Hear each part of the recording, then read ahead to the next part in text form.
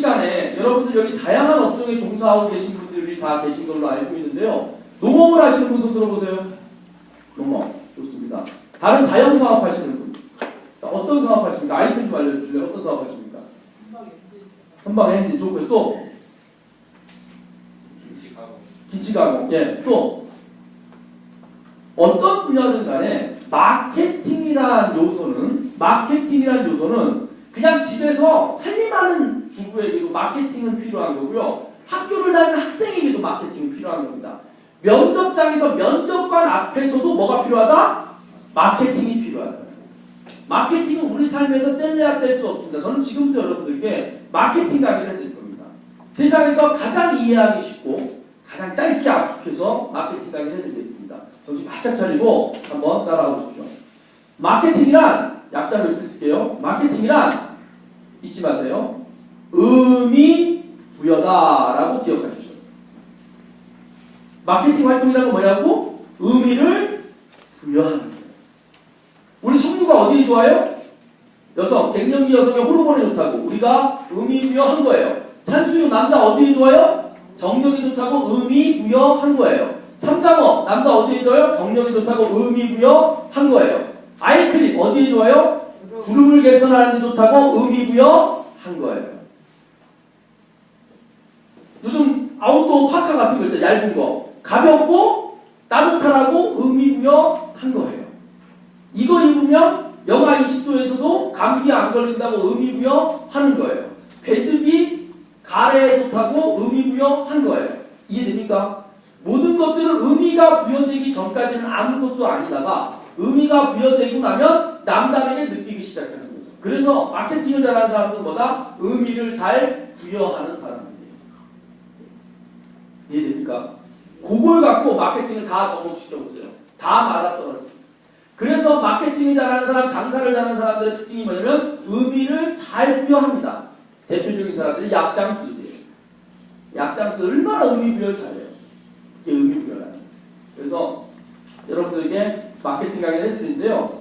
마케팅에서 중요한 요소가 하나 있어요. 뭐냐면 세상에 나를 의미 부여하고 알려야 되는데요. 내가 직접 알리는 게 있고 남이 알려주는 방법이 있어요. 우리는 그걸 이렇게 구분합니다. 내가 돈을 들여 알리는 걸 광고라고 하고요. 남이 나와의 관계 속에서 나를 세상에 알려주는 걸 뭐라 그런다? 홍보라고 하는 거예요. 자, 갑자기 머리가 또 학습 분위기로 갑니다. 혁신대학 정도, 고흥혁신대학 정도 되면 이 정도 말 구분해야 돼요. 광고와 홍보는 다른 거예요. 광고와 홍보는 같은 게 아닙니다. 근데 우리나라는요, 광고 홍보학과를 같이 구분버려 있어요. 다른 거예요. 광고는 쉽게 말하면 내 돈 내고 내가 하는 거고요. 홍보는 내가 하는 게 아니라 남이 대신 해주는 거예요. 우리는 홍보를 뭐라 그러냐면 PR이라고 해서 야, 너 PR 하지 마. 야, 너 PR 잘한다. PR 알아요. PR이 무슨 뜻인지 이제 알아야 돼요. PR이 뭐냐? 퍼블릭 릴레이션십이에요. 릴레이션십. 무슨 말이냐? 퍼블릭, 사회적인 릴레이션십, 관계라는 뜻이에요.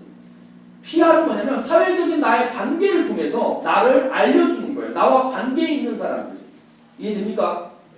그러면 제가 저의 강의를 들었던 분들이 자신의 블로그에 저의 강의 소감을 올리는 걸 왜 중요시 여기냐면 이분들이 지금 저를 PR해주고 있는 거예요.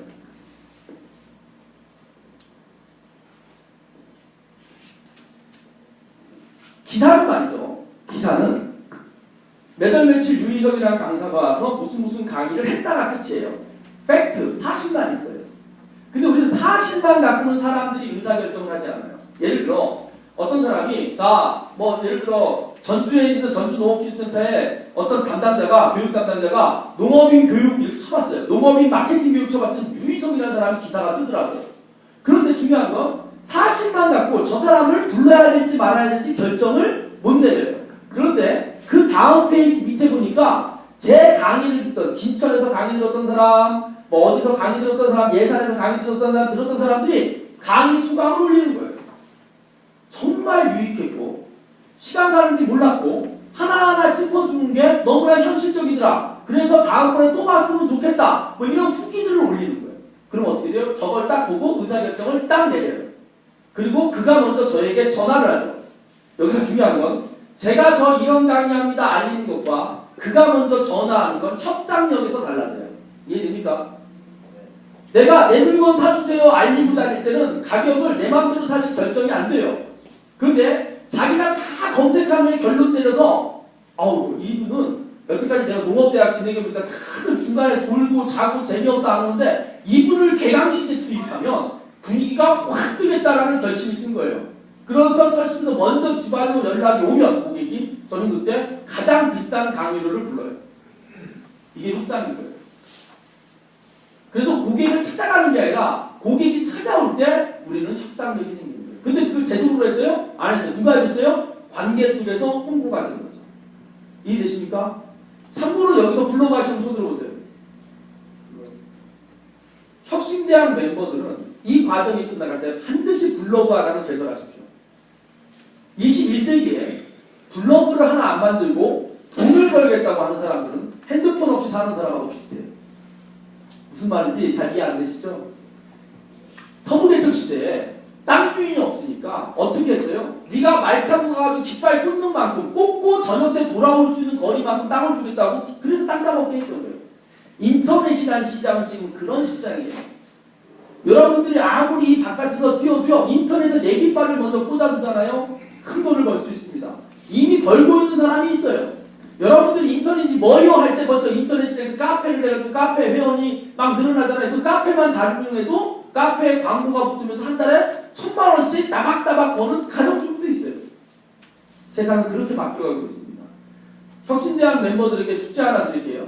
이 과정이 끝날 때까지 이유를 불문하고 블로그 하나씩을 무조건 만들어서 되들 않는 시도를 계속해 보십시오.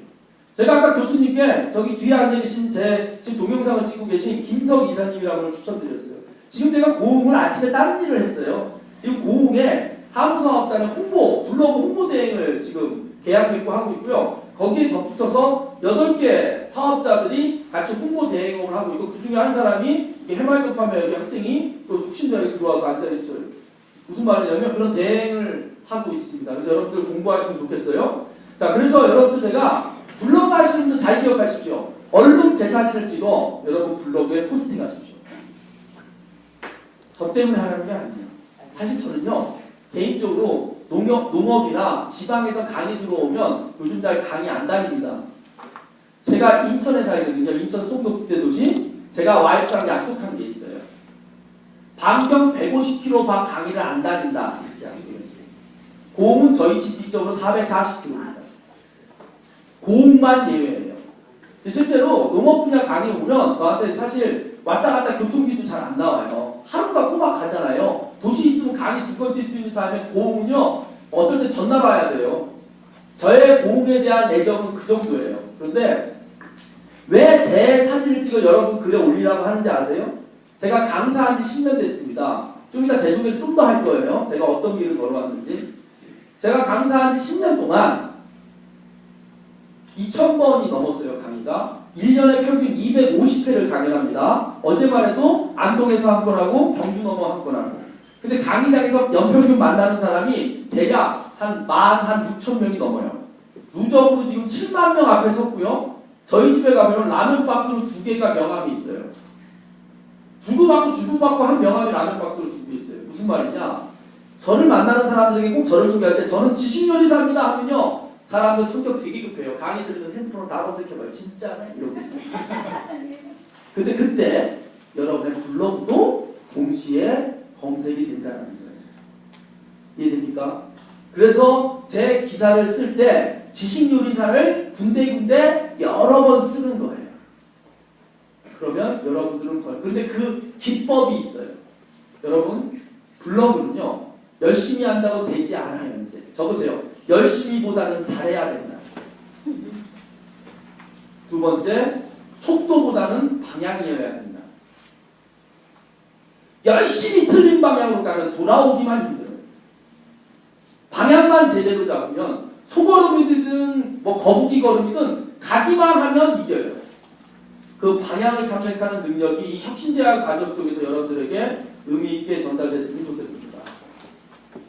두 번째입니다.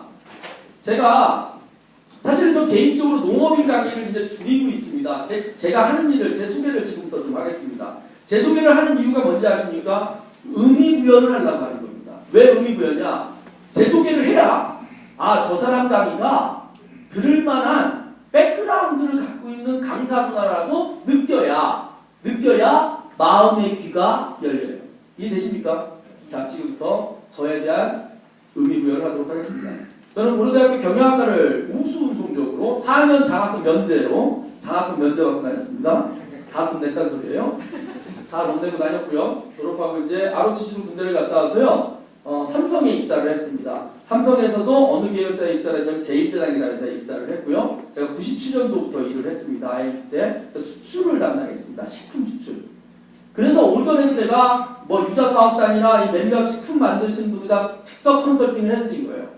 그래서 수출을 담당하다가 한국약품청 스카웃이 됩니다. 98년도 1년 다니고 98년도에 스카웃 됐는데요.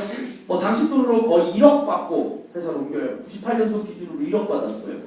그래서 한 8년 넘게 다녔는데 거기서 다양한 일을 했습니다. 유통업도 해봤고요. 현장에서 약국도 아줌마랑 현장 마케팅도 해봤고요. 마지막에는 뭐 회사 기획도 해봤고요. 그 다음에 신제품 출시도 깊게 관여했습니다. 제가 관여해가지고 만든 제품이 헬리코박터 프로젝트 하루야채, 가네노타르 쿠퍼스 이런 일도 했습니다. 지금까지도 히트 상품이죠. 놀라운 사실은 쿠퍼스나 윌이나 불가리스나 성분은 똑같다.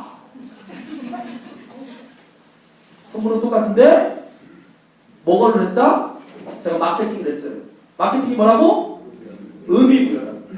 똑같은 요구르트를 벽을 다르게 담아놓고 위에 좋아요 라고 의미부여하는 거예요. 이해됩니까? 그런 사람들이 잘 안 믿을 것 같아. 그래서 더 확실하게 믿게 하는 방법을 찾아냈어요. 가격을 2배로 올렸으니 더 믿어요. 굉장히 중요한 비법입니다. 그래서 우리가 마케팅에서는 가격이 정보다라는 표현을 써요. 적어놓고 기억하세요. 가격이 정보다. 우리가 어떤 판단이 잘 안 쓸 때 가격을 갖고 그 제품을 판단하기도 해요.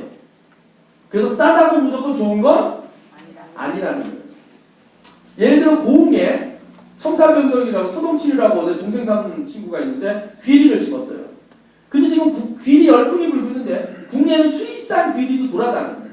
그럼 그게 2kg에 10,000원 가는데 소동치리는 15,000원 받는다고. 근데 분명히 내가 왜 15,000원을 받아야 되는지 의미부여가 안 돼 있는 거예요. 저 같으면 메인 화면에 내릴 수 있어요. 고객님 비싸게 받아 죄송합니다. 저희는 100% 국산이기 때문에 15,000원을 받을 수밖에 없습니다. 조금 싸고 수입산에서 싼 걸 원하시는 분들은 다른 블로그에 가서 수입산 10,000원에 구매하실 수 있으니 그 사이트를 이용하십시오. 그리고 나 같으면 그 사이트도 연락처 적어놓겠어. 누르고 들어가기. 그럼 어떻게 되죠? 얼마나 자신이 있으면 이 사람은 이렇게 할까? 이렇게 됩니다. 근데 그거 하나도 안 해놓고 하루 종일 비싸다는 전화를 대꾸하느라고 앉아있어. 딴 데는 10,000원인데 왜 당신은 15,000원이 이 전화를 받고 있어요. 그러면 된다 안 된다? 안 되는 거예요. 이해되십니까? 그렇게 마케팅 활동을 하다가 35살에 큰 깨우침을 얻습니다. 어떤 깨우침을 얻냐면 정말 인생 얼마 안 남았어요. 안 남았는데 제가 사실은 신현무 인생이에요. 앞으로 40년밖에 못 산대요. 그래서 제가 한번 제 마음에 내키는 대로 최선을 다해 살아보려고 사표를 내고 35살에 나와서 강사를 시작했습니다. 그리고 강사가 잘 돼서 지금은 직업이 몇 가지인지 한번 볼게요. 저를 밝혀보겠습니다. 창의전략연구소라는 교육을 대행하는 회사. 교육을 짜서 공무원 교육도 하고 회사 교육 워크숍 같은 거 대행해주는 교육대행 회사를 운영하고 있고요. 그 다음에 작년에 창업한 주식회사 직거래라는 회사를 운영하고 있습니다. 이 주식회사 직거래는 뭐하는 회사냐면요. 농업인들의 직거래 서비스를 도와주는 회사예요. 그러니까 뭐 옥션이나 이런 것처럼 마트 만나서 뭐 물건 팔고 이렇게 하는 뭐 손 안 대고 코 푸는 그런 분들이 아니라 농업인들이 직거래를 하는 데서 꼭 필수적으로 해야 될 일이 있는데 귀찮은 일들이 있어요. 블로그에 글을 올리고 전화 주문을 받고 고객이 잘 되셨는지 문자를 보내고 또 떨어질만 하면 문자를 보내서 구매를 유도시키는 그걸 해야 되는데 그게 잘 안 돼요. 왜? 너무나 일이 바쁘기 때문에. 그래서 그걸 대행해주는 회사. 그래서 주식이나 직거래 명함 밑에 뭐라고 써있냐면 농가 비서 지원 서비스 회사라고 써있어요. 농가에게 비서를 지원해주는 거예요.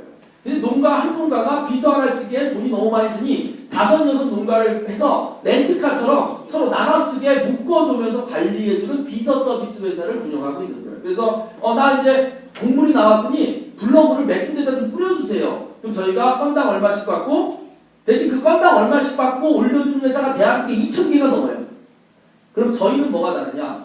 저희는 실력이 다른 거예요. 실력. 좀 이따가 그 구조를 또 설명드릴 거예요. 그런 회사를 운영하고 있고 그거의 일환으로 도움과 프로젝트를 지금 6개월째 진행되고 있고 밀양이랑 올해 또 진행 중이고 작년에 성주, 김천, 경산 몇 군데랑 농업기술센터랑 계속 사업을 진행하고 있습니다. 자, 그렇게 두 번째 주식회 직거래회사를 운영하고 있고요. 1년에 강연 250회 하고 있고요.